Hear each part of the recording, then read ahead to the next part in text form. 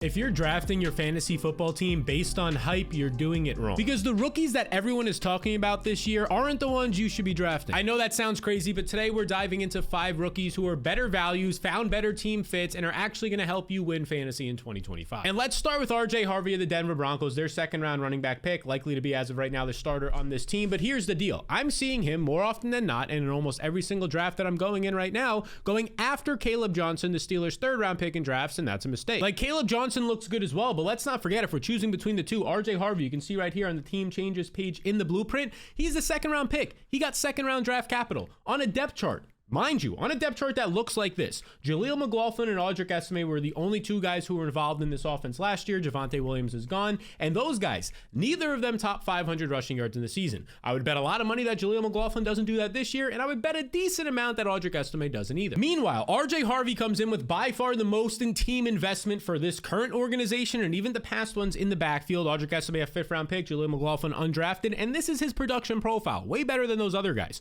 1,400 rushing yards in 2023. Almost 1,600 in 2024. And at that exact same time, he's contributing as a passer with 20 plus receptions per year on average. He's scoring 22 touchdowns. He's averaging nearly 7 yards per carry last year alone. And he's not just a consistent player in terms of production, he's also explosive. Over the last 2 years in college, he led football in 10 plus and 20 plus yard runs, had a 21% explosive run rate, which led college football. And last year, he had 900 yards after contact. And now he lands with second round draft capital in Sean Payton's offense, and running backs who got first, second, or third round draft capital from Sean Payton all were fantastic. I mean, don't take my word for it. Ryan Heath lays it out right here. You have Reggie Bush, who went in as a first round pick. Mark Ingram, a first round pick. Alvin Kamara went in the second round. All 3 of these guys, all 3 of those guys were RB1s on average for their career. Not 1 year, no. In fantasy football, they averaged a top 12 finish in their career. And now that's what RJ Harvey is walking into. And as you can see from Josh Norris right here, you can see that Sean Payton, right after the draft, he basically revealed his secret. He said, like, oh, I was like, okay, everybody be quiet when he ended up watching RJ Harvey's film. The context is that he knew he wasn't going to get Ashton Jeanty. He turned on RJ Harvey's film, and within 2 hours of watching it, he was like, this is our guy. We're taking him. We're doing whatever we have to do to get him. And they spent the second round pick on. So yes, when I'm looking at RJ Harvey and seeing him go after Caleb Johnson in so many drafts where he actually has to compete. I like Caleb Johnson. We've talked about him on this channel, but he actually has to compete with Jaylen Warren, who's a decent back. And they spent a restricted free agent tag, losing a draft pick to keep Jaylen Warren. And Warren has been productive in the NFL, and Caleb Johnson had third round draft capital, which in terms of like dynasty formats doesn't make him as valuable moving forward as a second round pick in RJ Harvey. So give me the guy in RJ Harvey attached to Sean Payton who could put up PPR type numbers, who's behind a good offensive line in an ascending offense. I mean, he's the rookie that you should be targeting right now. You're not going to be able to land Ashton Jeanty. Like, assuming you do, great. But if you don't get Ashton Jeanty, RJ Harvey is like right there with Amarion Hampton as the next rookie back I want. All right, we talked about the elite or borderline great rookie running backs in this draft. Now, what about the wide receivers? I'm seeing Travis Hunter get a ton of attention as the first wide receiver taken in rookie drafts, as the first guy going off the board in redraft leagues, best ball. But I couldn't disagree with this more. I think you have to be going with Tet McMillan here, in my opinion, and there's a few reasons for this. First of all, let's just look at the production profile. Over 1,300 yards in back-to-back seasons at Arizona, a 28% and 31% target share you can see right here on Player Profiler. During that time, he ended up leading the Big 12 in receiving last year and putting up 24 touchdowns. Like, the production profile is great for the guy. And his route win rates, according to Reception Perception, we're going to show you in a second, is also great. You can see this tweet right here from Mike Bell. He ends up posting the stats from Reception Perception, Matt Harmon's website. Be sure to check it out. Route win rate against zone, 81st percentile. Okay, that's fantastic. 73% route win rate against press. Also good. Man coverage, 70 percentile. I mean, that could be a little bit better, but overall solid. This is a guy who can move into the slot against zone coverages. Think about like a Chris Godwin, big slot receiver, Keenan Allen to some extent, and find success. Like Drake London last year moving into the slot, found success. That's Tet McMillan. He fits this offense well, and he also has the size that they need. 6'4", 219 pounds. Like, they don't have this type of receiver right now. Sure, Xavier Legette's there with size, and he got late first round capital they traded in last year, but he showed last year he's extremely raw. Basically, McMillan has an NFL frame. For his size, he moves well, and he wins everywhere. He has a huge catch radius. He's smooth after the catch, and he showed often highlight reel hands last year. And as you can see on the team changes page, the offensive changes this offseason that you really should know heading into the draft. This is a part of the blueprint. You can check it out right now. By the way, the blueprint is currently 42% off if you get the annual pricing. It's the best rate that you're going to see all year. The prices are going up very soon. You can check it out right now. QR code on the screen or link down below. In terms of this offseason, like, the only thing they did was recently sign Hunter Renfrow. Okay, we know he's not going to be all that involved. And then in terms of wide receivers, it's just Tet McMillan. Like, they ended up getting Adam Thielen is still going to be on this team, although he's 35 years old. So Adam Thielen's still on the team right now. Xavier Legette and Jalen Coker, they're rookies from last year coming back. Coker looked good at times. Legette really looked raw. overall, although dealt with a lot of injuries. But the fact that they just spent a first-round pick on McMillan right here, a top 10 overall pick in the draft, he's clearly going to be their alpha. He profiles out as that, and he has the investment too as well. Like, let's look at the competition that he's going to have this year with Bryce Young. Bryce Young, by the way, behind an improved offensive line last year. Bryce Young with Dave Canales in year one was looking good. Now McMillan dealing with Adam Thielen, 35 years old, out of the slot. Not really concerned about that. Xavier Legette, second-year player, pretty raw. Jalen Coker, nice depth piece, probably going to be the wide receiver 4 on this team. After that, nobody's here. David Moore probably doesn't make the team. Hunter Renfrow just signed, not even sure if he makes the team. There's no elite pass-catching tight end. I like Chuba Hubbard out of the backfield, but we're not going to say that he's going to see a 20% target share or something, right? No, this offense for the Panthers is going to be built on Bryce Young to Ted McMillan. It's awesome that Dave Canales comes over from Tampa Bay, where he worked with Godwin, a big slot receiver, where he worked with Mike Evans, a player comparable for one Ted McMillan. Like, I think McMillan's going to thrive in this offense. And when we compare that to Travis Hunter, no disrespect to Travis Hunter, I also think he's great. I think he was the best player overall in the draft, but he lands behind Brian Thomas, who is a certified alpha, a top 5 fantasy receiver last year down the stretch. And Hunter himself is going to play at least 10% of the time on defense at cornerback, maybe 20 to 30% of the time. Like, when you're comparing those things, and you're also comparing the long-term upside here of the fit with McMillan and Bryce Young and Canales, I'll just take that more than the fit that you're getting right now in Jacksonville with Trevor Lawrence behind a Brian Thomas. Okay, now before we get into this next running back comparison that I'm seeing right now is really difficult for a lot of people, and I want to help you with it. This is another way I can help you. This is completely free. It's my free 5-day course. It's an email course. You can sign up for it right now. It's the 5 mistakes that I see most often in fantasy drafts. When people reach out to me, when I review people's teams or lineups after the season, when they draft their teams and a whole bunch of stuff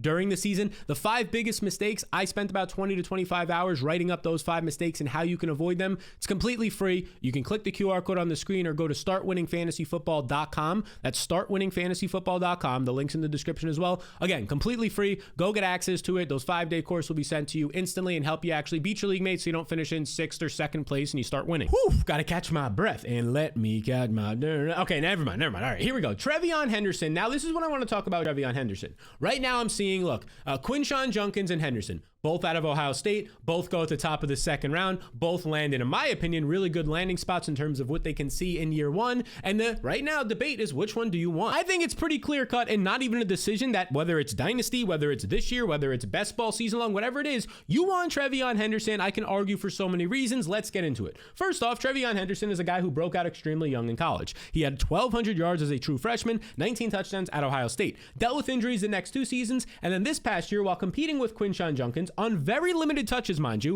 144 carries, still goes over 1,000 yards, 11 total touchdowns. He still puts up with, between his rushing and receiving yards, nearly 1,300 yards, 0 fumbles during that time, and gets 2nd-round draft capital on a Patriots depth chart that I would say is pretty open. And as my friend Austin points out here on Twitter, TreVeyon Henderson was extremely efficient. He was the only running back in college football last year to average 7 yards per carry while totaling 1,000 rushing yards and 250 receiving yards. He saw the fewest carries, 145 carries to get to 1,000 yards. The dude was extremely efficient. Let me say that again.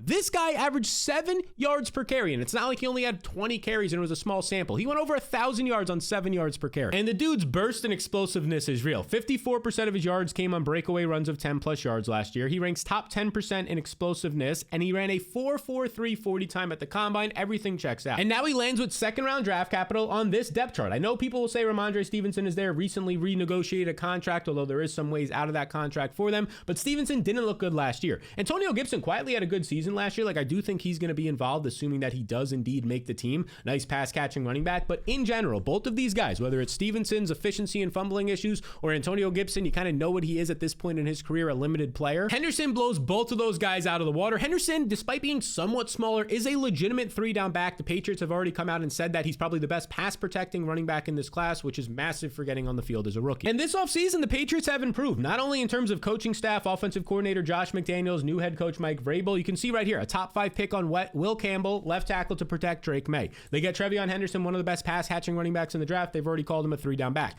Kyle Williams will likely be a top 2 player already on this team. A center in Jared Wilson I like as well. Oh, free agency. We didn't stop there. Morgan Moses will be the other Morgan Moses. Let's slow down, Sal. Morgan Moses will be the other tackle on this team opposite Will Campbell. Wow, it sounds like I'm talking in slow motion. Of course, they end up getting Stefon Diggs. He looks like the wide receiver 1 right now now on this team. Matt Collins is an interesting wide receiver 3 or 4, bigger bodied, especially in the red zone. So like the team is improving. And I say that to say like this team is going to be good. They're not going to be the greatest team in the NFL, but they're going to be improving, more sustained drives, more red zone drives. And I think that's only going to help TreVeyon Henderson. But then you compare that to Quinshon Judkins' situation. Like Judkins, yeah, in year 1, he could see a lot of usage, but Jerome Ford is still there. I don't think he's great, but I think he's a decent enough veteran to still command some touches. They also drafted Dylan Sampson, who I thought was a borderline top 5 running back in this draft class, right up there next to Quinshon Judkins. So Sampson could be involved as well. And then you just look at the overall situation. The quarterback situation isn't great. The offensive line situation isn't great. The next 1 to 2 year outlook for the Browns isn't great compared to what's happening in New England right now. Coaching staff looks good. Offense is trending up. Quarterback looks good. I'll just take Henderson in all formats. Next up, let's go over to the Houston Texans and the wide receiver that they took. I want to talk about Jaden Higgins for a second here because I'm getting a lot of buzz and a lot of questions right now about Luther Burden. He lands in Chicago, not the greatest landing spot, a loaded depth chart, second round draft capital. Yeah, that's not good. It's as simple as that. I would rather have Jaden Higgins. I know he's competing with Nico Collins, but give me Jaden Higgins instead. Because I think Higgins might end up having the better career. Like in terms of actual prospects, I had Jaden Higgins as a first round grade in my rankings, in my projections before the draft, ahead of Luther Burden.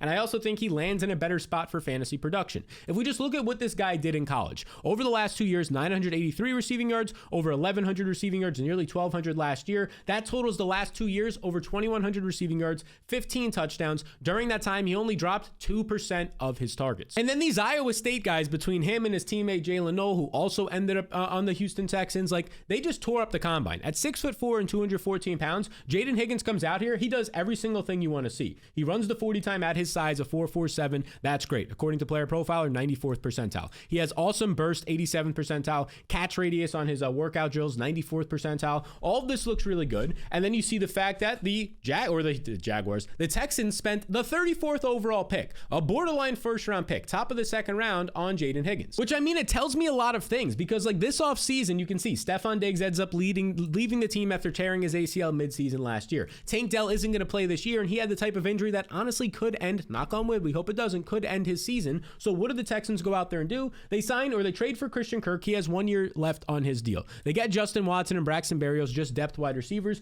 And then in the draft, they go out there and get both of the Iowa State receivers. Jaden Higgins, an outside receiver, Jalen Noel, a slot. Basically, I see it breaking down. Jalen Noel is going to compete and maybe beat out, because he's good, Christian Kirk for the slot wide receiver job. Nico Collins, I'll pull it up right here so I don't have to talk it through. Nico Collins is the clear-cut alpha, borderline top 5, definitely top 10 receiver in the league. John Mechie's a depth receiver now. Christian Kirk's going to compete with Jalen Noel. And then it's Jaden Higgins on the other outside. Assuming that he just doesn't stink when he gets into camp, and I don't think that he does, I think Higgins is going to be a clear outside wide receiver opposite Nico Collins. And you know what's good about that? The defensive attention is obviously going to go to Nico Collins. Less pressure for the rookie in Higgins in year 1. And if we look at the vacated targets, this is courtesy of 4for4. We can scroll down here and you can see that all the way down here, the Houston Texans, they end up having 101 vacated targets to replace this year. That's 18% of their targets from last year. If you can see, I'll zoom in more. That's this number right here, 18%. But that's not factoring in Tank Dell. Tank Dell, who got injured later in the season and isn't going to play this year. So you could basically double that number. So now you're looking at 35% of their targets from last year, most of which were at the wide receiver position with Stefon Diggs and Tank Dell now done this year. That's going to have to be filled by somebody. I think Higgins fills a lot of it. And if we were to just compare Luther Burton's situation, it's obviously much worse. DJ Moore's still there. We'll see. There's like rumors he could be traded and that Ben Johnson saw his tape and he wasn't trying last year. Who knows? It's all hearsay right now. Rome Odunze is obviously going to be on this team, a top 10 overall pick. You go down to the tight end room. Cole Kmet's a decent tight end. Who knows if he's on this team week 1, if he's traded or not. Colston Loveland, a top 10 pick spent on him. Like, you're looking at a spot where Luther Burton, maybe he can become the number 2 or number 3 on this team, but there's also equally as good of a chance that he becomes like the number 4 or 5 on this team. And speaking of Colston Loveland, right now I'm seeing him going behind in redraft leagues and in a lot of rookie drafts, oftentimes behind Tyler Warren. That's crazy. I'm not saying it's happening every single time. It's like borderline 50-50, but sometimes I'm seeing Tyler Warren, a lot of people like the prospect more, go ahead of like 55 to 60+% of the time Colston Loveland. That's a mistake. I mean, let's just look at Warren's situation here. If you're talking about like dynasty, whether it's this year, 2 years from now, 3 years from now, quarterback situation stinks. Anthony Richardson, Daniel Jones, Riley Leonard, they draft. Not a great quarterback quarterback situation. You talk about the target competition, Michael Pittman, who just signed a new deal, Alec Pierce is there, and then Josh Downs. Josh Downs and Michael Pittman alone are kind of a concern for Tyler Warren. And then you're looking at Tyler Warren, who I believe is a good player, definitely a solid player. In most drafts, I would say if it was like a more loaded draft, probably a late first round pick, not a top 15 pick. Like the numbers at Penn State are extremely impressive, but they kind of just force fed him the ball. Like he's not going to be a guy who wins on his own like a Colston Loveland in the middle of the field, in my opinion, or at least creates on his own. But in terms of Colston Loveland, I mean, he's a monster producer. He had a 90.6 PFF receiving grade in 2024, one of the best we've ever seen. He ranked third best in tight end efficiency last year. And since 2020, there's only been 6 other tight ends who had better efficiency than Loveland. And he did all this while playing on a terrible Michigan offense. Their passing attack last year, their starting quarterback only threw for 1,200 yards. In total, they had barely 1,600 total passing yards. That's brutal. Colston Loveland by himself accounted for a third of their offensive production through the passing attack. And the dude's kind of a freak. He's 6'6", 248 pounds. He has the very rare size ability, but then also you scroll over to his speed, well above average speed, 72nd percentile. And this really shows up on his tape in terms of when he's used in the slot or over the middle of the field. Unlike a Tyler Warren, or at least more often than a Tyler Warren, Loveland just creates on his own. He gets open and he produces after the catch. Now, if we were to look at the team changes page, we kind of just went over it with Luther Burden, but there's obviously a ton of guys here now. We can see Colston Loveland and Luther Burden. That's what's added here. The nice thing is that Keenan Allen is gone. We'll see who kind of takes on those targets out of the slot between probably Colston Loveland, some, Luther Burden, and the other guys on this team. But the biggest thing for me that I'm seeing is the offensive line was overhauled this year. You had some trades for Joe Thuney, Jonah Jackson. They signed Drew Dahlman, the best center on the free agency market in terms of in my opinion. I just think that this is going to give the offensive line just an upgrade. Caleb Williams more time to throw and allow Colston Loveland to not have to block as much and actually go out and run routes. And when you see the competition, yes, Cole Kmet has been good in the past, and I can see him being a thorn in Colston Loveland's side for a couple of weeks, but you don't spend a top 10 draft pick on a tight end in Loveland unless you plan on like actually using him right away. In terms of dynasty, I think he has the way better outlook in terms of 1 to 2 to 3 years from now from a quarterback, an offensive coordinator standpoint, than a Tyler Warren. And in terms of this year, like Ben Johnson is going to use Colston Loveland, just like he did a couple of years ago with a rookie in Sam Laporta, like he did the year before that and when he was a rookie in TJ Hawkinson. He's going to use this dude Loveland. So in my opinion, these are the 5 names that are better than some of the other players that are currently getting hyped up way too much over on Twitter. I think they're better values and better landing spots, not just for this year, but in the future as well. And a reminder to go get the free 5-day email course to avoid the most common fantasy football mistakes I see people making, so you can actually one-up your league mates this year. That's startwinningfantasyfootball.com. The QR code is on the screen. So these are some of the rookies you should be targeting this year. But if you want to see 5 more running backs you should be targeting in fantasy this year, well, you can check out this video right here.